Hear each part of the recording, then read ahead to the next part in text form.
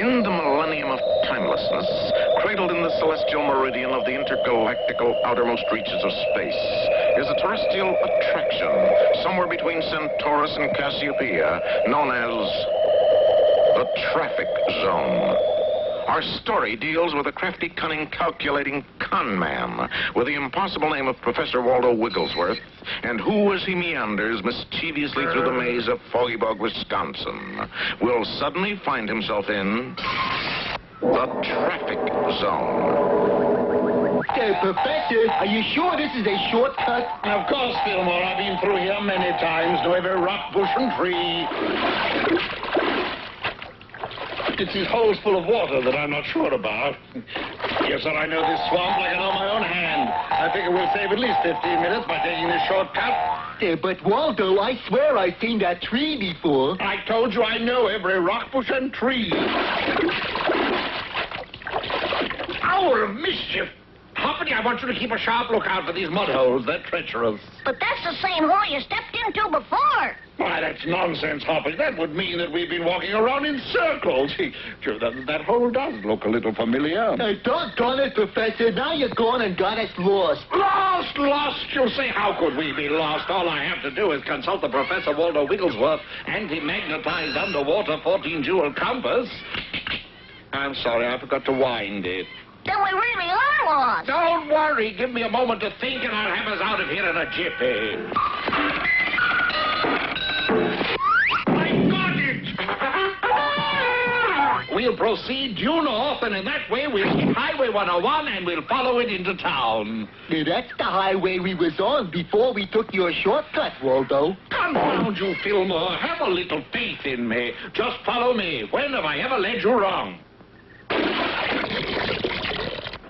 There you are, Highway 101. Just look over that hill, Filmore. One thing I can't stand is a smarty pants bear. There's nothing here, Professor. What do you mean there's nothing there? I can hear the cars. Gosh, Professor, I told you there's nothing here. Gee, where'd he go? Hoppity, my boy, I'm very much afraid Filmore has gone into the traffic zone. The traffic zone? Yes, the traffic zone. That intergalactical millennium of timelessness that is somewhere between the intercosmic... All right already! Gee, that traffic zone isn't too good, is it? Good, it's terrible. We've got to get him out of there before he gets hit by some kind of intergalactical bus. Hey, it's solid, Uncle Waldo. By George, all right, Hoppity. So Hoppity and Waldo set about trying to break through the traffic zone. All right, Hoppity, hold it right there.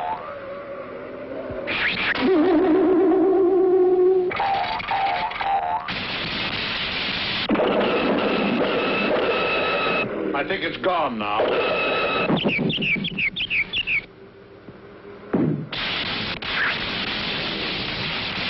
That's what I get for buying at a surplus store. These synthetics will never replace. Oh, mischief! Gee, are you hurt, Uncle Waldo? How could a half-ton charge of dynamite hurt anyone, Hoppity? What should we try now, Uncle Waldo? It's no use, Hoppity. There's no way for us to enter the traffic zone. Besides, I'm afraid that poor Filmore... You mean... What Waldo means, Hoppity, is that Filmore is caught in that intergalactical millennium of timelessness that is somewhere between the intercosmic celestial meridian known as the traffic zone. Confound it, that's not what I meant at all. Filmore is just in there waiting for the light to change, that's all. Is Filmore waiting for the light to change so he can cross the traffic zone?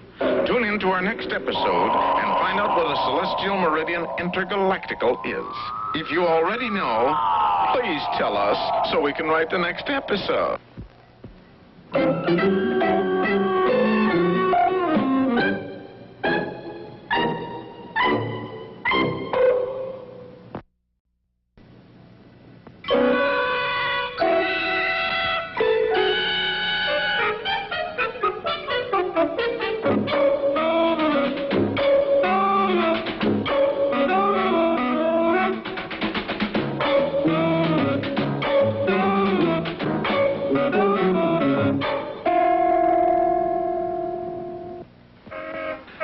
As you'll remember, in our last episode, Filmore had accidentally stumbled into the traffic zone.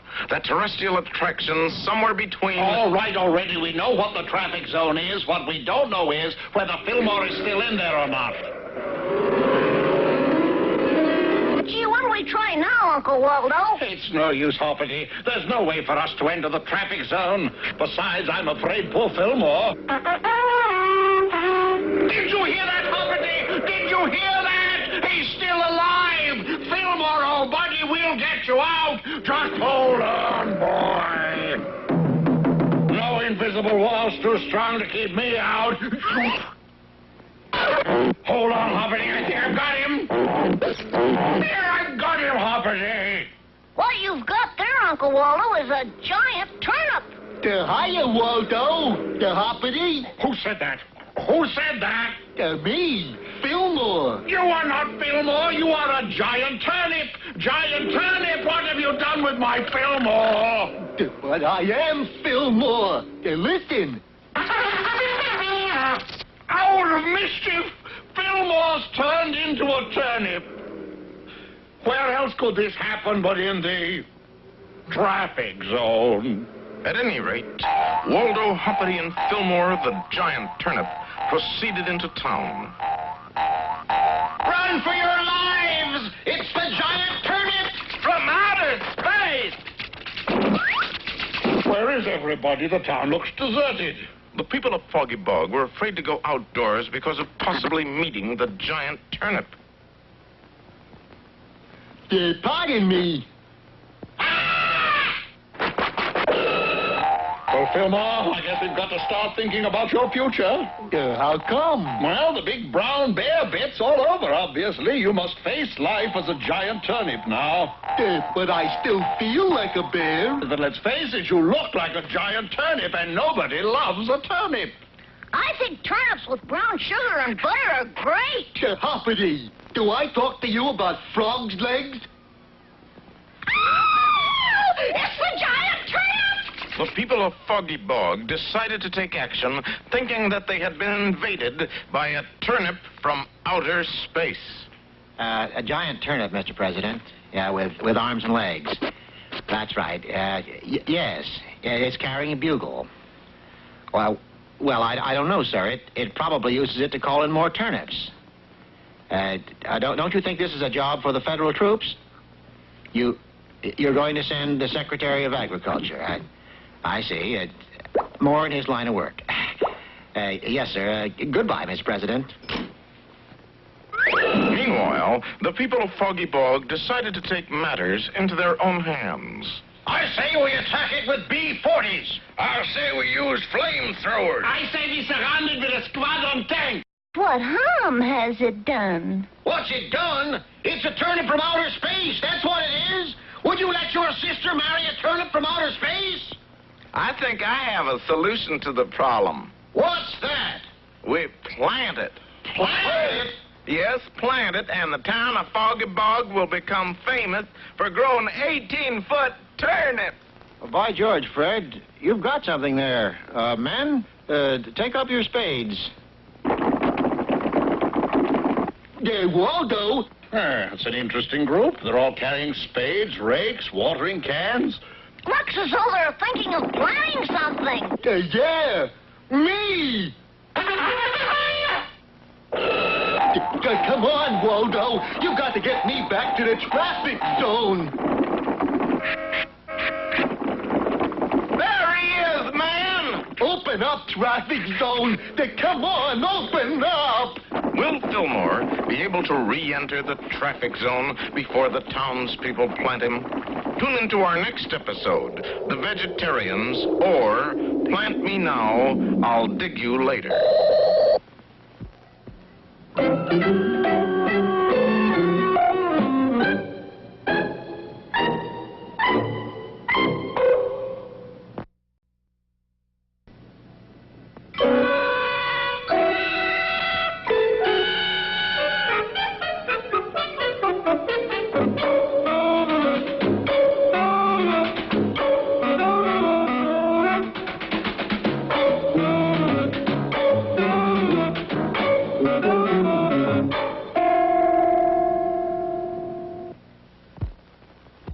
Episode, Filmore accidentally stumbled into the traffic zone and was turned into a turnip.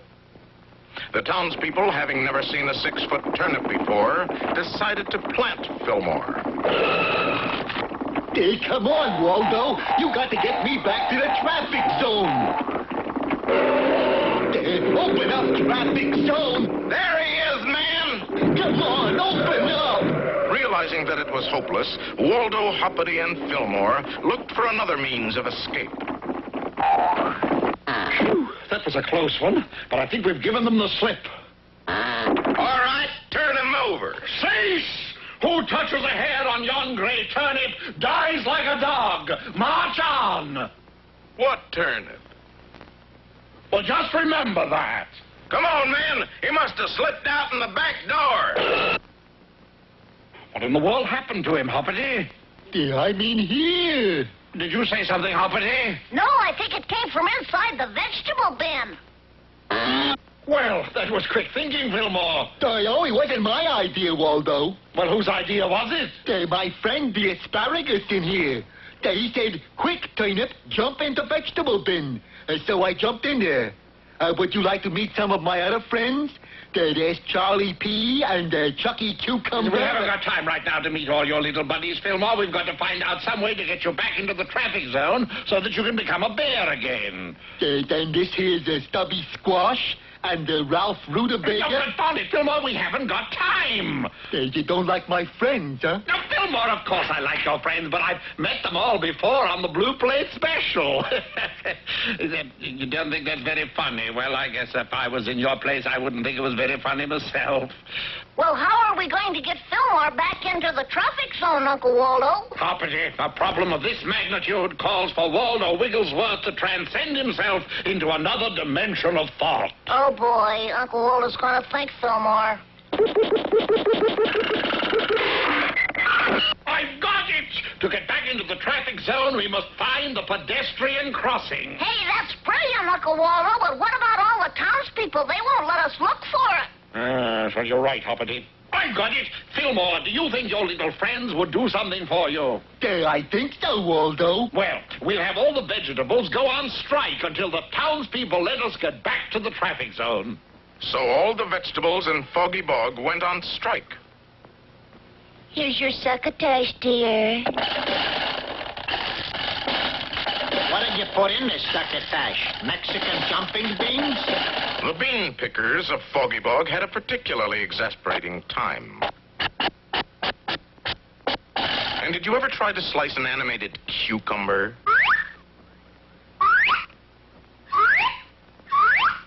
The people in Foggy Bog started to look very peaked, and the mayor knew something had to be done. So he invited Waldo Wigglesworth to the town meeting. And so, if you let us proceed safely to the traffic zone, we will call off the vegetable strike. All in favor? Aye! All right, Filmore! Oh, boy. Now for a big dish of black-eyed peas.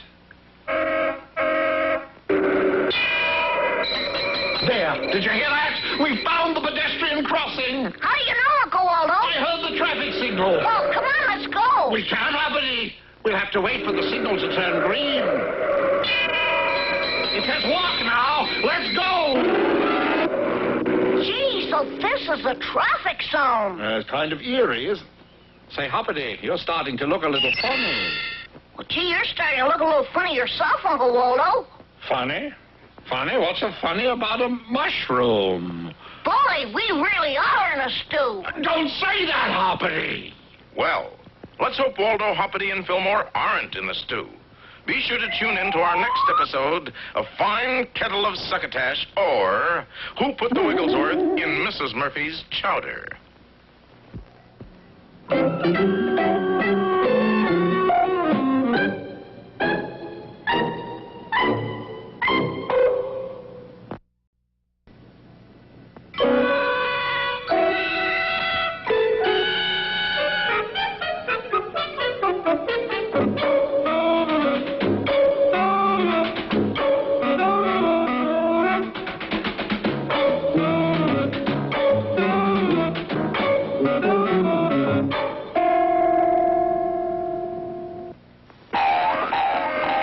Hoppity and Filmore finally got back into the traffic zone by using the pedestrians crossing.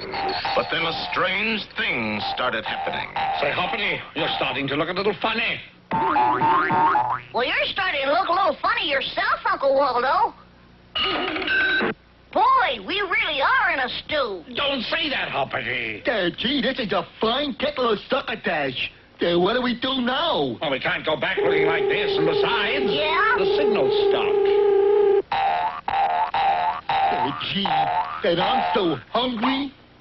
Stop! I would have missed you, Filmore. What are you, a cannibal? Oh, my goodness, I forgot. I'm a vegetable, too. I'll see that it doesn't happen again. Say, maybe here is someone who can help us. Pardon me, miss, but could you tell us how we can get back to normal? You? I've been in this traffic zone for 15 years. Do you know what it means to be an avocado for 15 years? Do you know what I used to be? No. Miss Universe! And look at me now! I've got a shape like an avocado! But isn't there any way out at all? There's only one way. You have to see the Grand Asparagus. He's the only one who can help us. The Grand Asparagus? How or why or which or what is a Grand Asparagus? Oh, he's the man. Like he's king of the vegetables. Well, let's see him immediately. Just like that. He's very hard to see, and especially now. Well, why now? He's out of season. In season or out, I mean to see the Grand Asparagus right this minute. Where is he? In there. Who's that in front of the door? Oh, they're the sentries. Careful. They're terribly powerful. Well, they don't look so powerful to me. Come on. But our friends had taken only a few steps when...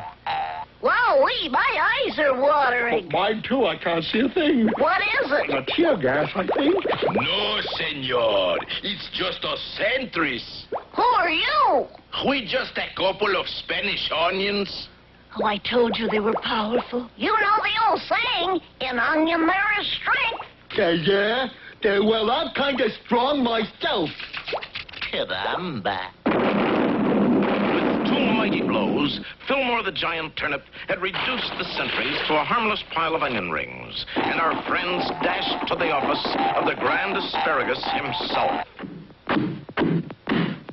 Can't you read the sign on the door? The Grand Asparagus is out of season. Open up in there. This is important. No. Please go away. This is a time for action. Filmore, break down the door. All right, Grand Asparagus, come out from behind that desk. But I'm out of season. I'm going to seed. All right, Grand Asparagus, you're going to tell us how we can change back to our original selves, or I'm going to germinate this whole room with your head. Oh, don't hit him, or we'll be up to our armpits and little asparaguses. That's Asparagi. Well, quickly tell us how to change back, Grand Asparagus. There's only one way. You must go to the edge of the traffic zone and plant yourselves. Plant ourselves? The Grand Asparagus has spoken? This is the most ridiculous thing of which I have ever heard, planting ourselves. Now we'll probably just sit here in the ground until somebody harvests us. But that's enough watering, Filmore.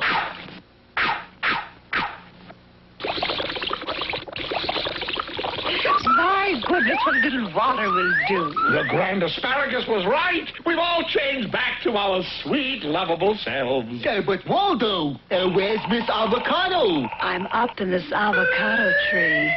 Get me down.